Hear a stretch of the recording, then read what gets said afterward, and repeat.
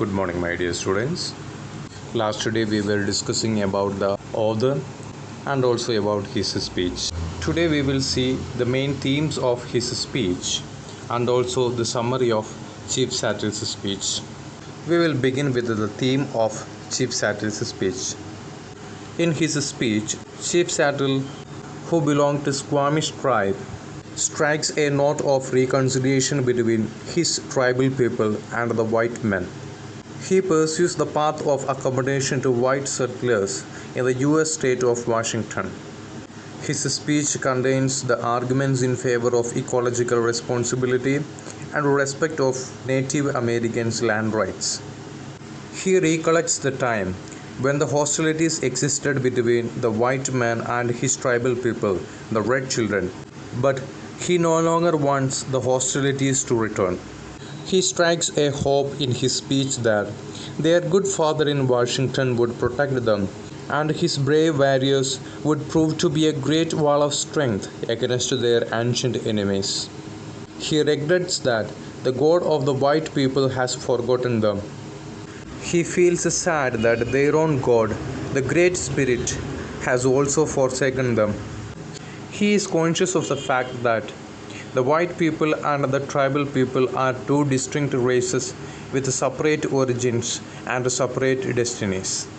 But he strikes a note of optimism when he says that his people will accept the new proposition sent by the white man because it seems to be fair.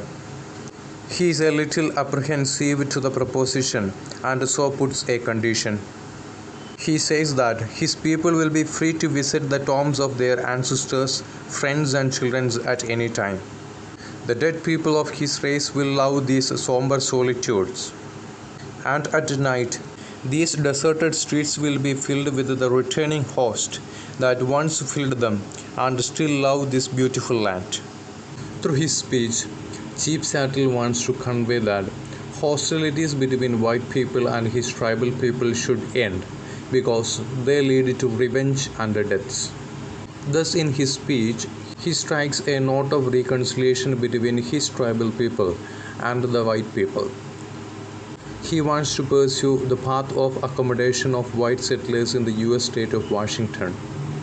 And he also puts forward his arguments in favor of ecological responsibility and respect of Native Americans' land rights. He is marked by brilliant oratory. In his speech, he is logical and argumentative. He is bold, loud, and impressive in his oration. He gives forceful arguments in favor of ecological responsibility and respect of the Native Americans' land rights. In his speech, he pursued the path of accommodation to the white settlers in the U.S. state of Washington in a rational and logical manner. His oration is brilliant and straightforward. He strikes a note of reconciliation between his tribal people and the white people in a direct and straightforward manner. He advocates peace between the two races in a candid manner. He does not mince words when he says that he does not want the hostilities that existed between his tribal people and the white people to return. He stands for peaceful living. Sattle's speech is marked by philosophical notes. He remarks, "Day and night cannot dwell together. The red man has ever fled the approach of the white man, as the morning mist flees before the morning sun." He then philosophizes that tribe follows tribe and nation follows nation like the waves of the sea. It is the order of nature and regret is useless. He then calls death only a change of words.